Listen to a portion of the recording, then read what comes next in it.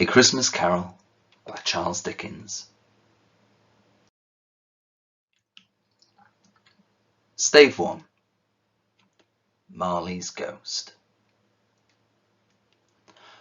Marley was dead to begin with.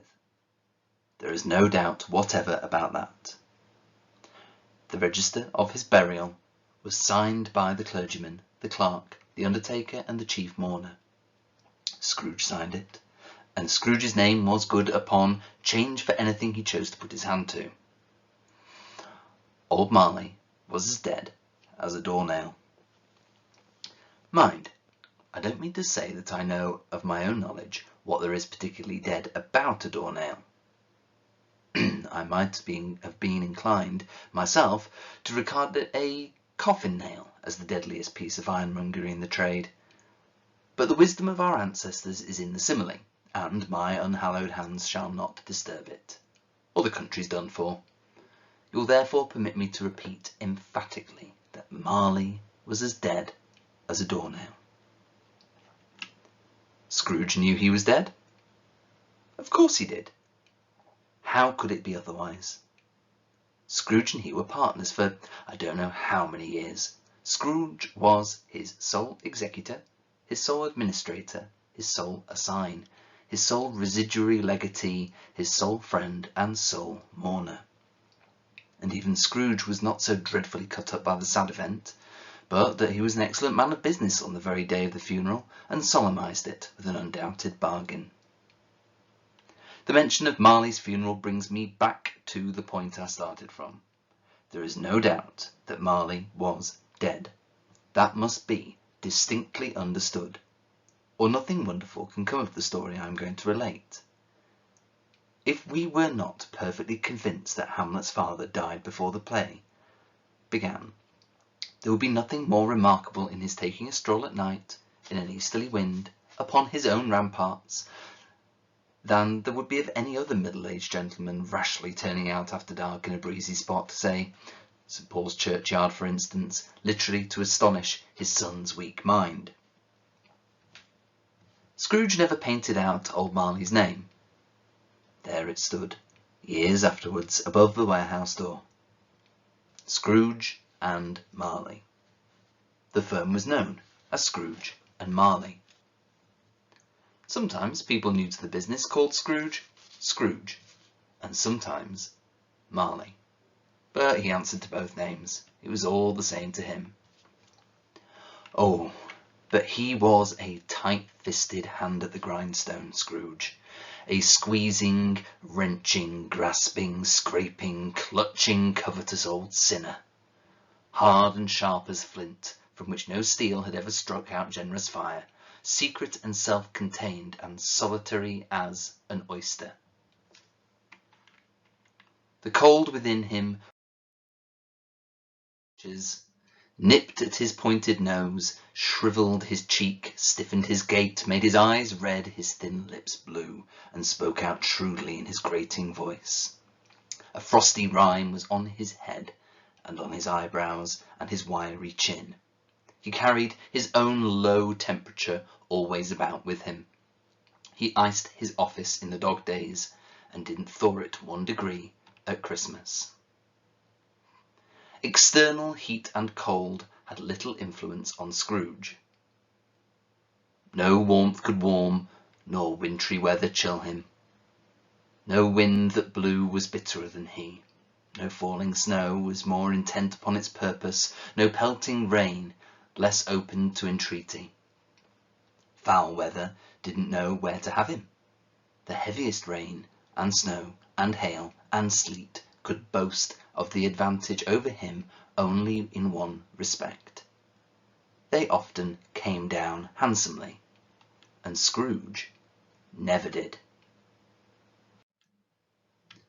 Nobody ever stopped him in the street to say with gladsome looks, "My dear Scrooge, how are you? When will you come to see me?" No beggars implored him to bestow a trifle. No children asked him what it was o'clock. No man or woman ever once in all his life inquired the way to such and such a place of Scrooge. Even the blind men's dogs appeared to know him, and when they saw him coming on, would tug their owners into doorways and up courts, and then would wag their tails as though they said, "No eye at all is better than an evil eye, Dark Master." But what did Scrooge care? It was the very thing he liked, to edge his way along the crowded paths of life, warning all human sympathy to keep its distance, was what the knowing ones called nuts to Scrooge. Once upon a time, of all the good days of the year, on Christmas Eve, old Scrooge sat busy in his counting house. It was cold, bleak, biting weather, foggy withal, and he could hear the people in the court outside go wheezing up and down, beating their hands upon their breasts and stamping their feet upon the pavement stones to warm them. The city clocks had only just gone 3, but it was quite dark already. It had not been light all day, and candles were flaring in the windows of the neighbouring offices like ruddy smears upon the palpable brown air. The fog came pouring in at every chink and keyhole, and was so dense without that although the court was of the narrowest, the houses opposite were mere phantoms. To see the dingy cloud come drooping down, obscuring everything, one might have thought that nature lived hard by and was brewing on a large scale. The door of Scrooge's counting house was open that he might keep his eye upon his clerk, who, in a dismal little cell beyond a sort of tank, was copying letters. Scrooge had a very small fire, but the clerk's fire was so very much smaller that it looked like one coal.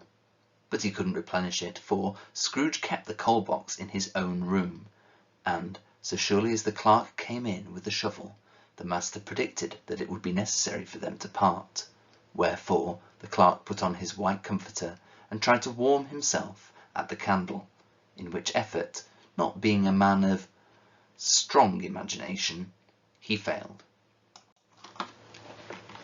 "A Merry Christmas, Uncle! God save you!" cried a cheerful voice. It was the voice of Scrooge's nephew, who came upon him so quickly that this was the first intimation that he had of his approach. "Bah!" said Scrooge. "Humbug!" He had so heated himself with rapid walking in the fog and frost, this nephew of Scrooge's, that he was all in a glow. His face was ruddy and handsome, his eyes sparkled, and his breath smoked again. "Christmas a humbug, Uncle?" said Scrooge's nephew. "You don't mean that, I am sure." "I do," said Scrooge. "Merry Christmas. What right have you to be merry? What reason have you to be merry? You're poor enough." "Come, then," returned his nephew gaily. "What right have you to be dismal? What reason have you to be morose? You're rich enough." Scrooge, having no better answer ready on the spur of the moment, said "Bah!" again, and followed it up with "Humbug!" "Don't be cross, Uncle," said the nephew. "What else can I be?" returned the uncle. "When I live in such a world of fools as this. Merry Christmas! Out upon Merry Christmas! What's Christmas time to you? But a time for paying bills without money. A time for finding yourself a year older, but not an hour richer. A time for balancing your books and having every item in them through a round dozen of months presented dead against you. If I could work my will," said Scrooge indignantly, "every idiot who goes about with Merry Christmas on his lips should be boiled with his own pudding and buried with a stake of holly through his heart. He should." "Uncle!" pleaded the nephew. "Nephew," returned the uncle sternly, "keep Christmas in your own way, and let me keep it in mine." "Keep it?" repeated Scrooge's nephew. "But you don't keep it." "Let me leave it alone then," said Scrooge. "Much good may it do you. Much good it's ever done you." "There are many things from which I might have derived good by, which I have not profited, I dare say," returned the nephew. Christmas among the rest. But I am sure I have always thought of Christmas time, when it has come around, apart from the veneration due to its sacred name of origin, if anything belonging to it can be apart from that, as a good time, a kind, forgiving, charitable, pleasant time. The only time I know of in the long calendar of the year when men and women seem by one consent to open their shut-up hearts freely, and to think of people below them as if they really were fellow passengers to the grave, and not another race of creatures bound on their other journeys. And therefore, uncle, though it has never put a scrap of gold or silver in my pocket, I believe that it has done me good, and will do me good, and I say, God bless it. The clerk in the tank involuntarily applauded. Becoming immediately sensible of the impropriety, he poked the fire and extinguished the last frail spark for ever. Let me hear another sound from you, said Scrooge, and you'll keep your Christmas by losing your situation. You're quite a powerful speaker, sir, he added, turning to his nephew. I wonder you don't go into Parliament. Don't be angry, uncle. Come, dine with us tomorrow. Scrooge said that he would see him. Yes, indeed he did. He went the whole length of the expression, and said that he would see him in that extremity first. But why? Cried Scrooge's nephew. Why? Why did you get married? Said Scrooge. Because I fell in love. Because you fell in love, growled Scrooge, as if that were the only one thing in the world more ridiculous than a Merry Christmas. Good afternoon. Nay, uncle, but you never came to see me before that happened. Why give it as a reason for not coming now? Good afternoon, said Scrooge. I want nothing from you. I ask nothing of you. Why cannot we be friends? Good afternoon, said Scrooge. I am sorry with all my heart to find you so resolute. We have never had any quarrel to which I have been a party, but I have made the trial in homage to Christmas, and I'll keep my Christmas humour to the last, so a Merry Christmas, uncle. Good afternoon, said Scrooge. And a Happy New Year. Good afternoon, said Scrooge. His nephew left the room without an angry word, notwithstanding. He stopped at the outer door to bestow the greetings of the season on the clerk, who, cold as he was warmer than Scrooge, for he returned them cordially. There's another fella, muttered Scrooge, who overheard him. My clerk with 15 shillings a week, and a wife and family, talking about Christmas. I'll retire to Bedlam. This lunatic, in letting Scrooge's nephew out, had let 2 other people in. They were portly gentlemen, pleasant to behold, and now stood, with their hats off, in Scrooge's office. They had books and papers in their hands, and bowed to him. Scrooge and Marley's, I believe, said one of the gentlemen, referring to his list. Have I the pleasure of addressing Mr. Scrooge or Mr. Marley? Mr. Marley has been dead these 7 years, Scrooge replied. He died 7 years ago this very night. We have no doubt his liberality is well represented by his surviving partner, said the gentleman, presenting his credentials. It certainly was, for they had been 2 kindred spirits. At the ominous word liberality, Scrooge frowned and shook his head, and handed the credentials back. At this festive season of the year, Mr. Scrooge, said the gentleman, taking up a pen, It is more than usually desirable that we should make some slight provision for the poor and destitute, who suffer greatly at the present time. Many thousands are in want of common necessaries. Hundreds of thousands are in want of common comforts, sir. Are there no prisons? Asked Scrooge. Plenty of prisons, said the gentleman, laying down the pen again. And the union workhouses? Demanded Scrooge. Are they still in operation?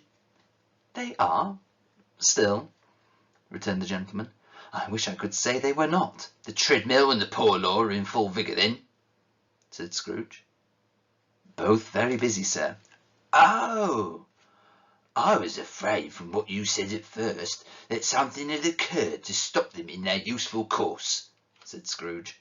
I'm very glad to hear it.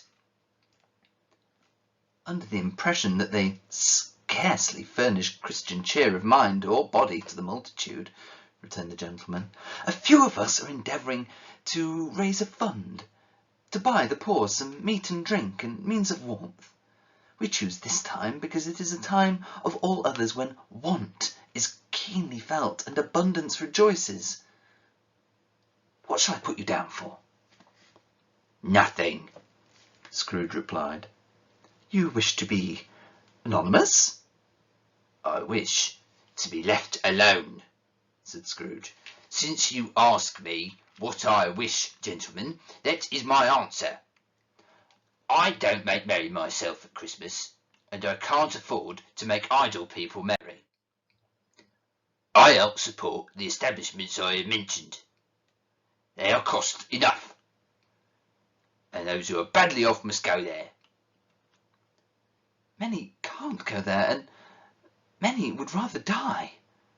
If they would rather die, said Scrooge, they had better do it, and decrease the surplus population.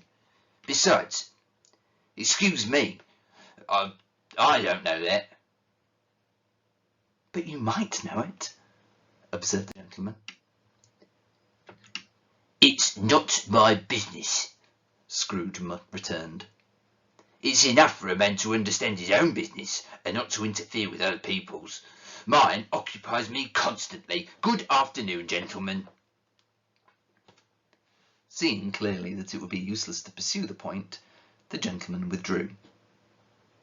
Scrooge resumed his labours with an improved opinion of himself, and in a more facetious temper than was usual with him. Meanwhile, the fog and darkness thickened so that the people ran about with flaring links, proffering their services to go before horses in carriages, and conduct them on their way. The ancient tower of a church, whose gruff old bell had always peeping slyly down at Scrooge out of a Gothic window in the wall, became invisible, and struck the hours and quarters in the clouds with tremulous vibrations. Afterwards, as if its teeth were chattering in its frozen head up there, the cold became intense. In the main street, at the corner of the court, some labourers were repairing the gas pipes, and had lighted a great fire in a brazier, round which a party of ragged men and boys were gathered, warming their hands and winking their eyes before the blaze in a rapture. The water plug being left in solitude, its overflowings suddenly congealed and turned to misanthropic ice. The brightness of the shops, where holly sprigs and berries crackled in the lamp heat of the windows, made pale faces ruddy as they passed. Poulterers and grocers' traders became a splendid joke, a glorious pageant with which it was next to impossible to believe that such dull principles as bargain and sale had anything to do. The Lord Mayor, in the stronghold of the mighty mansion house, gave orders to his 50 cooks and butlers to keep Christmas as a Lord Mayor's household should. And even the little tailor, whom he had fined 5 shillings on the previous Monday for being drunk and bloodthirsty in the streets, stirred up tomorrow's pudding in his garret, while his lean wife and the baby sallied out to buy the beef. Foggier yet, and colder, piercing, searching, biting cold. If the good St. Dunstan had but nipped the evil spirit's nose with a touch of such weather as that, instead of using his familiar weapons, then indeed he would have roared to lusty purpose. The owner of one scant young nose, gnawed and numbed by the hungry cold, as bones are gnawed by dogs, stooped down at Scrooge's keyhole to regale him with a Christmas carol. But as the first sign of "God bless you, merry gentlemen, may nothing you dismay," Scrooge seized the ruler with such energy of action that the singer fled in terror, leaving the keyhole to the fog and even more congenial frost. At length the hour of shutting up the counting-house arrived. With an ill will, Scrooge dismounted from his stool, and tacitly admitted the fact to his expectant clerk in the tank, who instantly snuffed his candle out and put on his hat. "You'll want the day tomorrow, I suppose," said Scrooge. "If quite convenient, sir." "It's not convenient," said Scrooge, "and it's not fair. If I was to stop £half-a-crown for it, you'd think yourself ill-used, I'll be bound." The clerk smiled faintly. "And yet," said Scrooge, "you don't think me ill-used when I pay a day's wages for no work." The clerk observed that it was only once a year. "A poor excuse for picking a man's pocket every 25th of December," said Scrooge, buttoning his greatcoat to the chin. "But I suppose you must have the old day. Be here all the earlier next morning." The clerk promised that he would, and Scrooge walked out with a growl.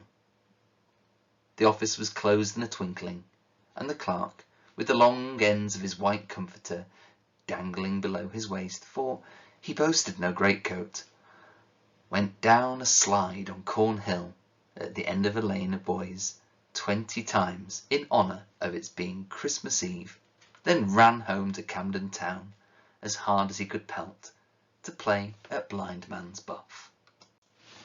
Scrooge took his melancholy dinner in his usual melancholy tavern, and, having read all the newspapers and beguiled the rest of the evening with his banker's books, went home to bed.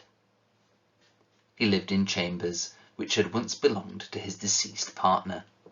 They were a gloomy suite of rooms in a lowering pile of a building up a yard where it had so little business to be, that one could scarcely help fancying it must have run there when it was a young house playing at hide-and-seek with other houses, and forgotten the way out again. It was old enough now, and dreary enough, for nobody lived in it but Scrooge, the other rooms being all let out as offices. The yard was so dark that even Scrooge, who knew its every stone, was fain to grope with his hands. The fog and frost so hung about the black old gateway of the house that it seemed as if the genius of the weather sat in mournful meditation on the threshold.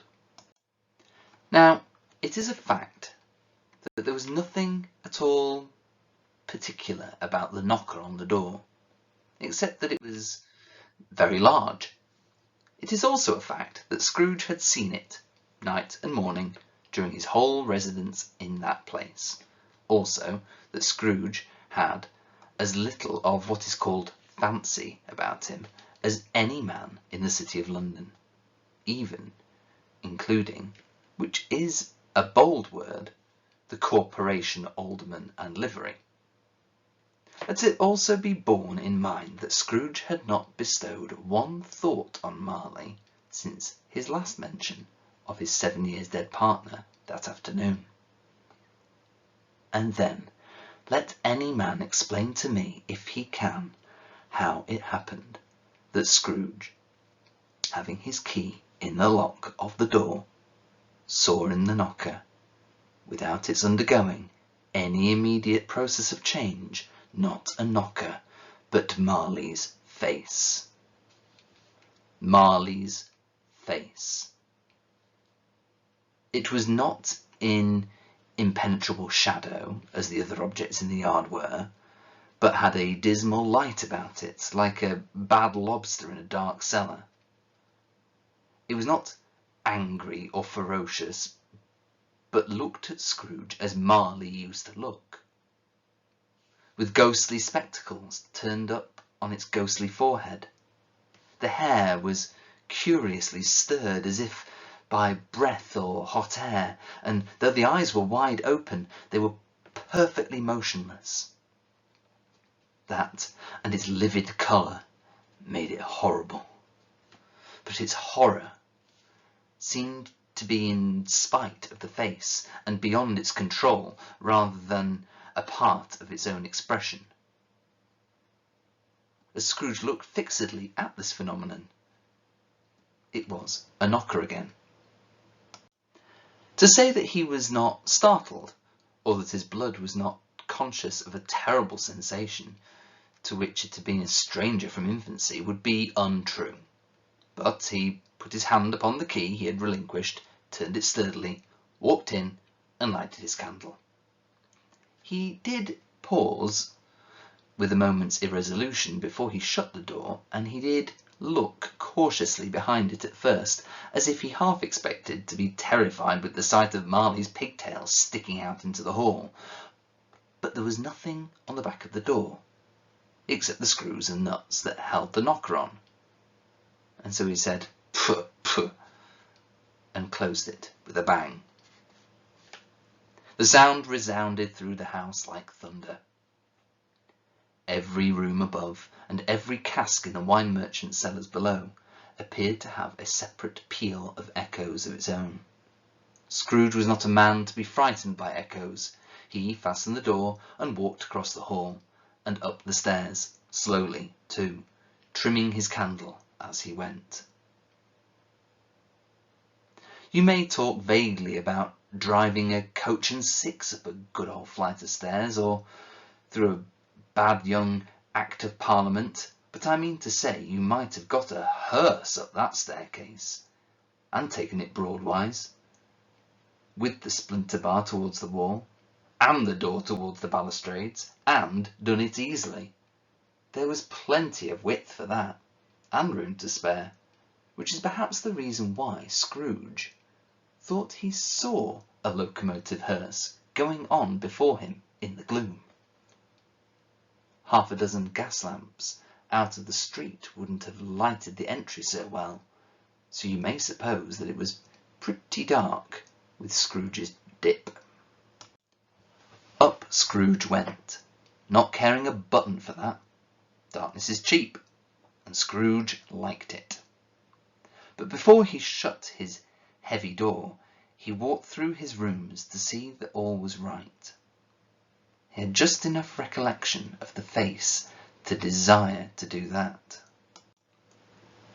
Sitting room, bedroom, lumber room, all as they should be. Nobody under the table, nobody under the sofa. A small fire in the grate, spoon and basin ready, and the little saucepan of gruel — Scrooge had had a cold in his head — upon the hob. Nobody under the bed, nobody in the closet, nobody in his dressing gown, which was hanging up in a suspicious altitude against the wall. Lumber room as usual. Old fireguard, old shoes, 2 fish baskets, washing stand on 3 legs, and a poker. Quite satisfied, he closed the door and locked himself in. Double locked himself in, which was not his custom. Thus secured against surprise, he took off his cravat, put on his dressing gown and slippers, and his nightcap, and sat down before the fire to take his gruel. It was a very low fire indeed. Nothing on such a bitter night. He was obliged to sit close to it and brood over it before he could extract the least sensation of warmth from such a handful of fuel. The fireplace was an old one, built by some Dutch merchant long ago, and paved all round with quaint Dutch tiles designed to illustrate the scriptures. There were Cains and Abels, Pharaoh's daughters, queens of Sheba, angelic messengers descending through the air on clouds like featherbeds. Abrahams, Balthazars, apostles putting off to sea in butterboats, hundreds of figures to attract his thoughts, and yet that face of Marley, 7 years dead, came like the ancient prophet's rod and swallowed up the whole. If each smooth tile had been blank at first, with power to shape some picture on its surface with the disjointed fragments of his thoughts, there would have been a copy of old Marley's head on every one. "Humbug," said Scrooge, and walked across the room. After several turns he sat down again. As he threw his head back in the chair, his glance happened to rest upon a bell, a disused bell that hung in the room and communicated for some purpose now forgotten with a chamber in the highest story of the building. It was with great astonishment and with a strange, inexplicable dread that as he looked, he saw this bell begin to swing. It swung so softly in the outset that it scarcely made a sound. But soon it rang out loudly, and so did every bell in the house. This might have lasted half a minute, or a minute, but it seemed an hour. The bells ceased as they had begun, together. They were succeeded by a clanking noise, deep down below, as if some person were dragging a heavy chain over the casks in the wine merchant's cellar. Scrooge then remembered to have heard that ghosts in haunted houses were described as dragging chains. The cellar door flew open with a booming sound, and then he heard the noise much louder on the floors below, then coming up the stairs, then coming straight towards his door. "It's humbug still," said Scrooge. "I won't believe it." His colour changed though, when, without a pause, it came on through the heavy door, and passed into the room before his eyes. Upon its coming in, the dying flame leapt up, as though it cried, "I know him, Marley's ghost," and fell again. The same face, the very same Marley, in his pigtail, usual waistcoat, tights and boots, and the tassels of the latter bristling like his pigtail, and his coat skirts, and the hair upon his head. The chain he drew was clasped about his middle. It was long and wound about him like a tail, and was made, for Scrooge observed it closely, of cash boxes, keys, padlocks, ledgers, deeds, and heavy purses wrought in steel. His body was transparent, so that Scrooge, observing him and looking through his waistcoat, could see the 2 buttons on his coat behind. Scrooge had often heard it said that Marley had no bowels, but he'd never believed it until now. No, nor did he believe it even now. Though he looked the phantom through and through, and saw it standing before him, though he felt the chilling influence of its death-cold eyes, and marked the very texture of the folded kerchief bound about its head and chin, which wrapper he had not observed before, he was still incredulous, and fought against his senses. "How now?" said Scrooge, caustic and cold as ever. "What do you want with me?" "Much." Marley's voice, no doubt about it. "Who are ye?" "Ask me who I was." "Who were you then?" said Scrooge, raising his voice. "You're particular for a shade." He was going to say "to a shade," but substituted this as more appropriate. "In life I was your partner, Jacob Marley." Can you sit down?" asked Scrooge. looking doubtfully at him. "I can." "Do it then." Scrooge asked the question because he didn't know whether a ghost so transparent might find himself in a condition to take a chair, and felt that in the event of its being impossible, it might involve the necessity of an embarrassing explanation. But the ghost sat down on the opposite side of the fireplace, as if he were quite used to it. "You don't believe in me," observed the ghost. "I don't," said Scrooge. "What evidence would you have of my reality beyond that of your senses?" "I don't know," said Scrooge. "Why do you doubt your senses?" "Because," said Scrooge, "a little thing affects them. A slight disorder of the stomach makes them cheats. You may be an undigested bit of beef, a blot of mustard, a crumb of cheese, a fragment of underdone potato. There's more of gravy than of grave about you, whatever you are." Scrooge was not much in the habit of cracking jokes, nor did he feel in his heart by any means waggish then. The truth is that he tried to be smart as a means of distracting his own attention and keeping down his terror, for the spectre's voice disturbed the very marrow of his bones. To sit staring at those fixed, glazed eyes in silence for a moment would play, Scrooge felt, the very deuce with him. There was something very awful, too, in the spectre's being provided with an infernal atmosphere of its own. Scrooge could not feel it himself, but this was clearly the case, for though the ghost sat perfectly motionless, its hair and skirts and tassels were still agitated as by the hot vapour from an oven. "You see this toothpick?" said Scrooge, returning quickly to the charge, for the reason just assigned, and wishing, though it were only for a second, to divert the vision's stony gaze from himself. "I do," replied the ghost. "You're not looking at it," said Scrooge. "But I see it," said the ghost, "notwithstanding." "Well," returned Scrooge, "I have but to swallow this, and be for the rest of my days persecuted by a legion of goblins, all of my own creation. Humbug, I tell you. Humbug!"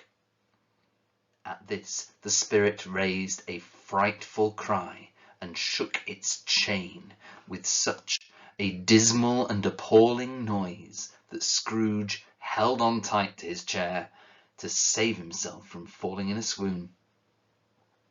But how much greater his horror when the phantom, taking off the bandage round its head as if it were too warm to wear indoors, its lower jaw dropped down upon its breast.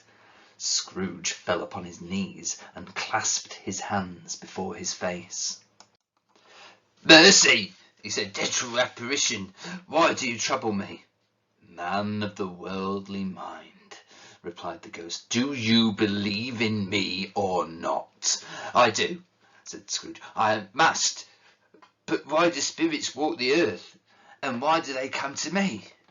"It is required of every man," the ghost returned, "that the spirit within him should walk abroad among his fellow men and travel far and wide, and if that spirit goes not forth in life, it is condemned to do so after death. It is doomed to wander through the world. Oh, woe is me! And witness what it cannot share, but might have shared on earth, and turn to happiness." Again the spectre raised a cry and shook its chain and wrung its shadowy hands. "You are fettered," said Scrooge, trembling. "Tell me why." "I wear the chain I forged in life," replied the ghost. "I made it link by link and yard by yard. I girded it on my own free will, and of my own free will I wore it. Is its pattern strange to you?" Scrooge trembled more and more. "Oh, or would you know, pursued the ghost, the weight and length of that strong coil you bear yourself? It was full as heavy and as long as this 7 Christmas Eves ago. You have laboured on it since. It is a ponderous chain. Scrooge glanced about him on the floor, in the expectation of finding himself surrounded by some 50 or 60 fathoms of iron cable, but he could see nothing. Jacob, he said imploringly. Oh, Jacob Marley, tell me more. Speak comfort to me, Jacob. I have none to give, the ghost replied. It comes from other regions, Ebenezer Scrooge, and is conveyed by other ministers to other kinds of men. Nor can I tell you what I would. A very little more is all permitted to me. I cannot rest, I cannot stay, I cannot linger any more. My spirit never walked beyond our counting house. Mark me, in life my spirit never roved beyond the narrow limits of our money-changing hole, and weary journeys lie before me. It was a habit with Scrooge, whenever he became thoughtful, to put his hands in his breeches pocket. Pondering what the ghost had said, he did so now, but without lifting up his eyes or getting off his knees. You must have been very slow about it, Jacob, Scrooge observed in a business-like manner, though with humility and deference. Slow, the ghost repeated. 7 years dead, mused Scrooge, and travelling all the time? The whole time, said the ghost. No rest, no peace, incessant tortures of remorse. You travel fast? Said Scrooge. On the wings of the wind, replied the ghost.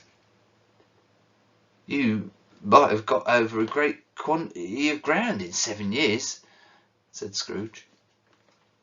The ghost, on hearing this, set up another cry, and clanked its chain so hideously in the dead silence of the night that the ward would have been justified in indicting it for a nuisance. Oh, captive, bound, and double-ironed, cried the phantom, not to know that ages of incessant labour by immortal creatures for this earth must pass into eternity before the good of which it is susceptible and is all developed, not to know that any Christian spirit working kindly in its little sphere, whatever it may be, will find its mortal life too short for its vast means of usefulness, not to know that no space of regret can make amends for one's life's opportunity misused. Yet such was I.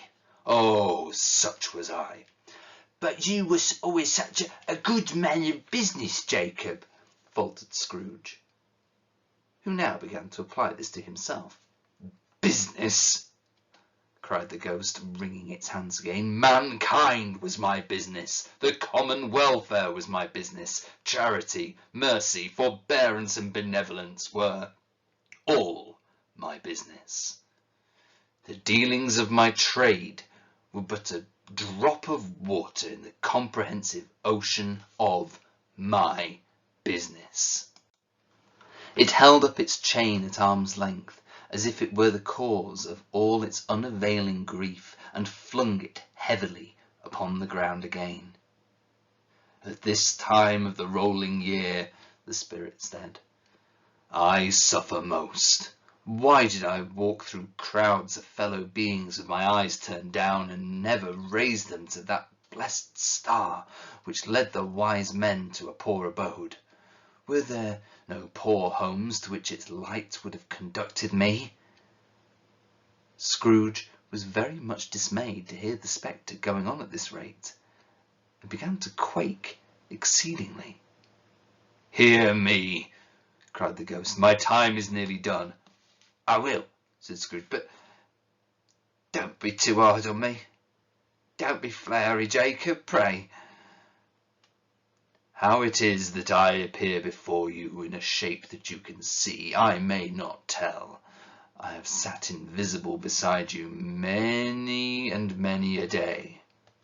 It was not an agreeable idea. Scrooge shivered and wiped the perspiration from his brow. That is no light part of my penance, pursued the ghost. I am here tonight to warn you that you have yet a chance and a hope of escaping my fate, a chance and hope of my procuring Ebenezer. You were always a good friend to me, said Scrooge. Thank ye. You will be haunted, resumed the ghost, by 3 spirits. Scrooge's countenance fell almost as low as the ghost's had done. Is that the chance and hope you mentioned, Jacob? He demanded in a faltering voice. It is. I think I'd rather not, said Scrooge. Without their visits, said the ghost, you cannot hope to shun the path I tread. Expect the first tomorrow, when the bell tolls 1. Couldn't I take them all at once and have it over, Jacob? Hinted Scrooge. Expect the 2nd on the next night at the same hour, the 3rd upon the next night, when the last stroke of 12 has ceased to vibrate. Look to see me no more, and look that, for your own sake, you remember what has passed between us. When it had said these words, the spectre took its wrapper from the table, and bound it round its head, as before. Scrooge knew this by the smart sound its teeth made when the jaws were brought together by the bandage. He ventured to raise his eyes again, and found his supernatural visitor confronting him in an erect attitude, with its chain wound over and about its arm. The apparition walked forward from him, and at every step it took, the window raised itself a little, so that when the spectre reached it, it was wide open. It beckoned Scrooge to approach, which he did. When they were within 2 paces of each other, Marley's ghost held up its hand, warning him to come no nearer. Scrooge stopped. Not so much in obedience as in surprise and fear, for on the raising of the hand he became sensible of confused noises in the air, incoherent sounds of lamentation and regret, wailings inexpressibly sorrowful and self-accusatory. The spectre, after listening for a moment, joined in the mournful dirge and floated out upon the bleak, dark night. Scrooge followed to the window, desperate in his curiosity. He looked out. The air was filled with phantoms, wandering hither and thither in restless haste, and moaning as they went. Every one of them wore chains, like Marley's ghost. Some few, they might be guilty governments, were linked together. None were free. Many had been personally known to Scrooge in their lives. He had been quite familiar with one old ghost in a white waistcoat, with a monstrous iron safe attached to his ankle, who carried it piteously, and being unable to assist a wretched woman with an infant, whom it saw below upon a doorstep. The misery with them was all, clearly, that they sought to interfere for good in human matters, and had lost the power for ever. Whether these creatures faded into mist, or mist enshrouded them, he could not tell. But they and their spirit voices faded together, and the night became as it had been when he walked home. Scrooge closed the window and examined the door by which the ghost had entered. It was double locked, as he had locked it with his own hands, and the bolts were undisturbed. He tried to say "humbug," but stopped at the first syllable. And being, from the emotion he had undergone, or the fatigues of the day, or his glimpse of the invisible world, or the dull conversation of the ghost, or the lateness of the hour, much in need of repose, went straight to bed, without undressing, and fell asleep upon the instant.